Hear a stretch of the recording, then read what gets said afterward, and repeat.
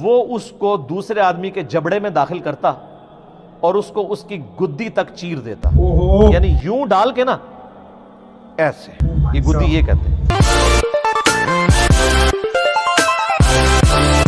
Hello دوستو, ایک بار پھر سواگت ہے بھائیوں کا چینل ریئیکشن بابا میں. میرا نام ہے رام اور گائز آج جو میں ریئیکشن کرنے والا ہوں بھائی, اس کے لیے اپنے نویز بھائی جو ہیں انہوں نے مجھے لنک دیا تھا, مطلب مجھے میل کیا تھا بھائی نے کہ بھائی اس پہ ریئیکشن بنانا. تو ویڈیو کا نام ہے نبی نے خواب میں کیا دیکھا, ہمارے گناہوں کی اجاوات. تو مطلب انجینئر محمد علی مرزا صاحب کا ویڈیو ہے. نبی آپ لوگوں کو پتہ ہی, اللہ کے جو میسنجر رہتے ہیں ان کو نبی بولا جاتا ہے جہاں تک مجھے پتہ ہے. تو آئی ہوپ آپ کو یہ ویڈیو پسند آئے گی, آپ اس پہ اپنا پیار دیں پلیز گائز, اور ویڈیو پسند آ جائے تو لائک کر دینا گائز. آپ چاہتے ہیں آپ کو ایسے ریئیکشن ویڈیو ملیں تو پلیز چینل کو سبسکرائب کریں. آج کا ریئیکشن ویڈیو اسٹارٹ کر لیتا ہوں بنا کسی دیری کے. Let's play guys.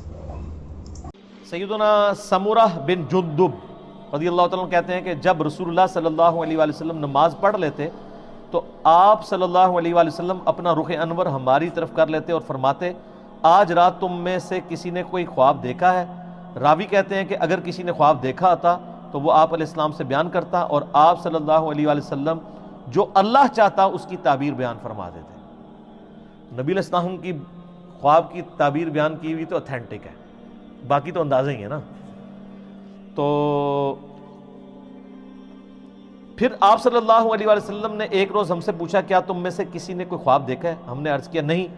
تو آپ صلی اللہ علیہ وآلہ وسلم نے فرمایا, لیکن میں نے آج رات ایک خواب دیکھا.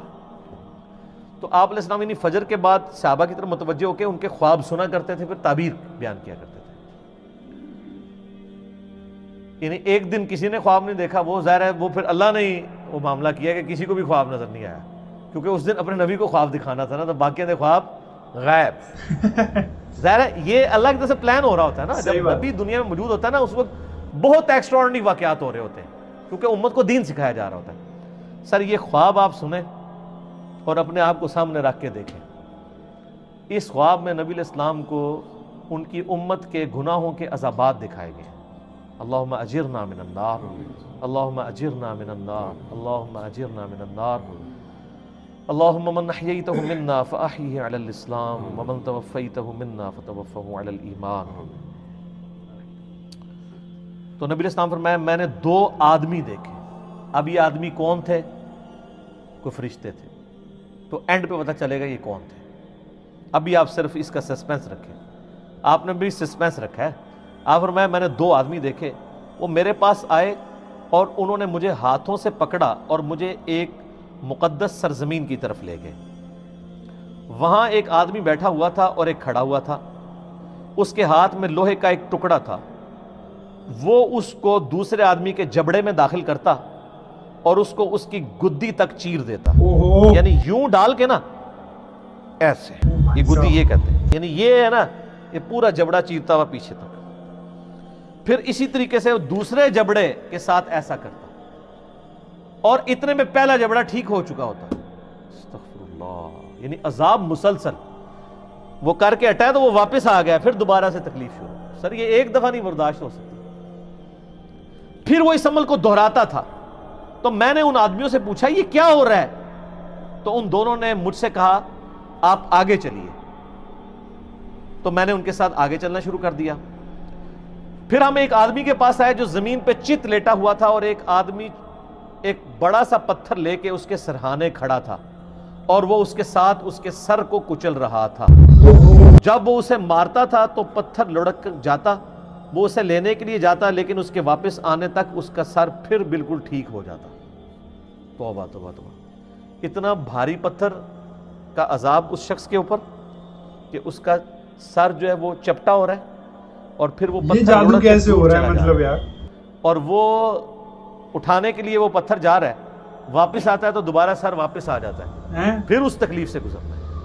سر آپ تو ایک دفعہ سر کے اندر برداشت نہیں ہم لوگ کر سکتے. اللہ تعالیٰ بالکل بھائی, ایک چھوٹی کنکڑ بھی نہیں برداشت کر سکتے. جب وہ اسے مارتا تھا تو پتھر لڑک جاتا, وہ اسے لینے کے لیے جاتا, لیکن واپس آتا تو پھر اس کا سر ٹھیک ہو جاتا. وہ آدمی اس کے ساتھ پھر وہی کرنا شروع کر دیتا, اور یہ عمل مسلسل جاری رہتا. میں نے کہا یہ کیا ہے؟ تو ان دونوں نے کہا, یا رسول اللہ آگے چلیے. ہم اور آگے چلے, حتیٰ کہ ہم تندور جیسے سوراخ کے پاس آئے جس کے اوپر کا حصہ تنگ تھا جبکہ اس کا نچلا حصہ کھلا تھا. اس کے نیچے آگ جل رہی تھی. جب وہ اوپر اٹھتی تو اس میں موجود افراد بھی اوپر بلند ہوتے. کوئی تندور تھا جو اندر سے بہت بڑا تھا, تو اس میں آگ کے اوپر کچھ لوگوں کو تلا جا رہا تھا. جب وہ آگ باہر نکلتی نا تو وہ بندے بھی باہر یوں نکلتے, پھر وہ اندر چلے جاتے. استغفر اللہ, اللہم اجرنا من النار. سر یہ بخاری شریف ہے, یہ بزرگ شریف یا کہانی شریف نہیں ہے, یہ بخاری شریف ہے.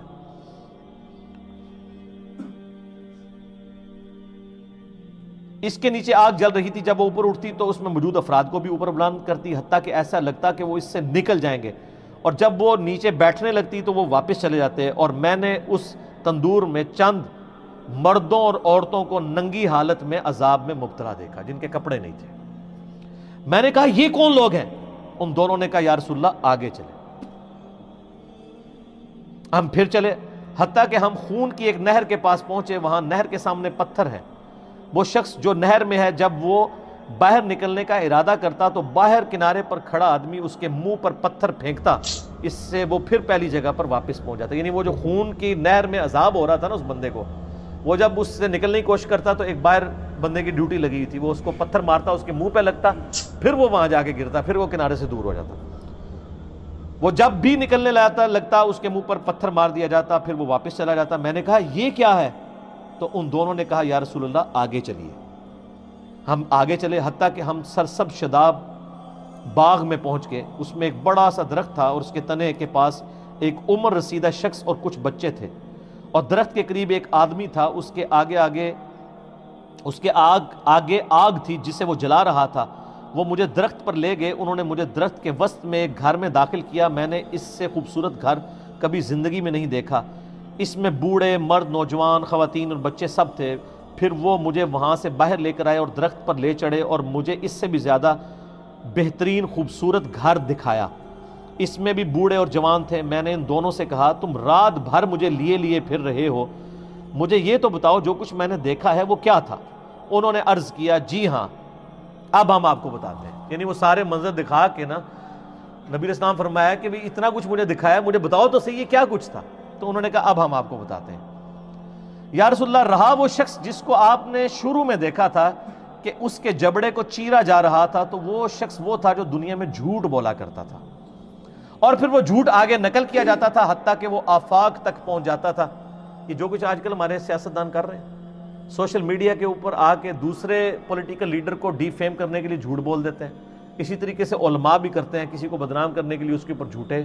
یعنی میں تو اس سے سفر کر رہا ہوں, میرے اوپر کلپ چڑھائے ہوئے ہیں انجینئر محمد مرزا کا دعوی نبوت, نعوذ باللہ. ہم اندازہ کریں, یعنی یہ وہ لوگ کلپ چڑھا رہے ہیں جن کے بزرگوں نے اپنے ناموں کے کلمے پڑھائے ہوئے ہیں. ایک غریب اتو بدتمیز, اور جو ان کو ننگا کر رہا ہے اس کو کہہ رہے ہیں دعوی نبوت. تو یہ ان کا عذاب ہے, یعنی یہ علماء کا عذاب ہے. تو یہ سب سے زیادہ جھوٹ کون بول رہا ہے, جھوٹا دین کون بیان کر رہا ہے؟ اس لیے بخاری مسلم حدیث ہے جس نے میری طرف جھوٹی حدیث منسوب کی اپنا مقام دوزخ میں دیکھ لے. اور صرف دوزخ کے پھیرا نہیں لگنا, اے عذاب ہونا ہے کہ یہ جبڑا چیر کے ادھر اور یہ والا ادھر.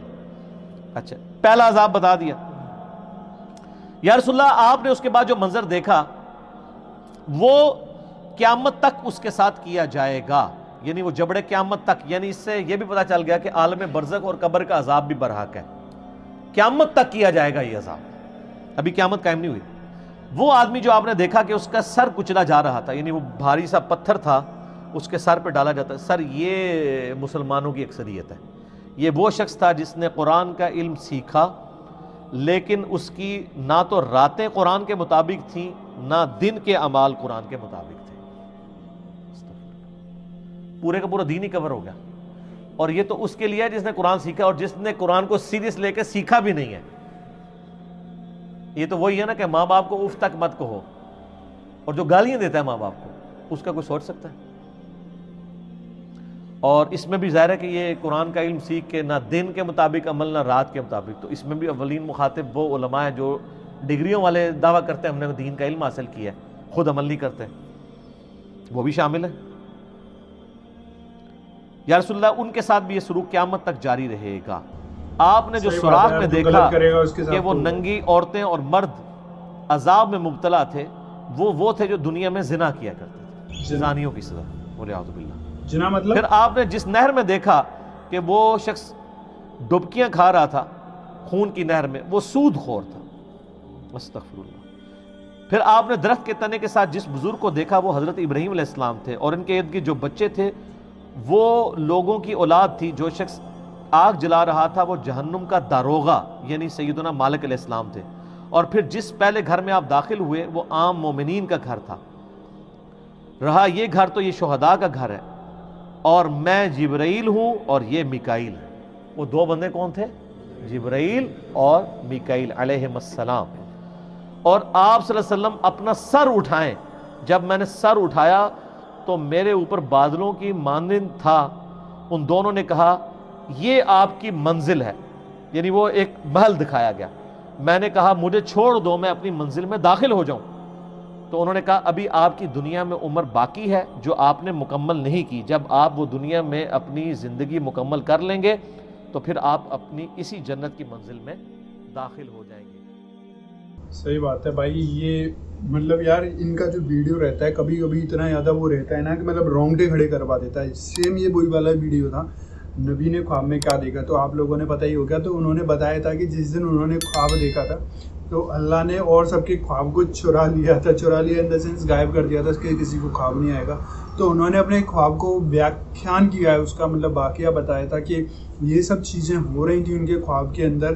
کہ اگر بھائی سیدھا سا مطلب اس کا یہی نکل کے آتا ہے، جیسا کہ ان کی ہر ویڈیوز کا ایک موٹیو رہتا ہے اینڈ میں جا کے کہ جو غلط کرم کرتا ہے بھائی اس کو اسی حساب سے ملتا ہے. جیسے کہ ہندوز میں، اپنے ہندو بھائیوں میں اگر بولا جائے تو ان کو سورگ ملتا ہے جو اچھا کام کرتے ہیں، جو غلط کام کرتے ہیں ان کو نرک ملتا ہے. سیم مسلمس کے ساتھ ہے، جو اچھا کام کرتے ہیں اس کو جنت ملتی ہے، جو غلط کام کرتے ہیں ان کو دوزخ ملتا ہے. تو گائز دیکھا آپ لوگوں نے یہ ویڈیو تھا. آئی ہوپ آپ کو ایک ایک چیز کلیئر ہو گئی ہوگی سب سے چیز سے ریلیٹڈ.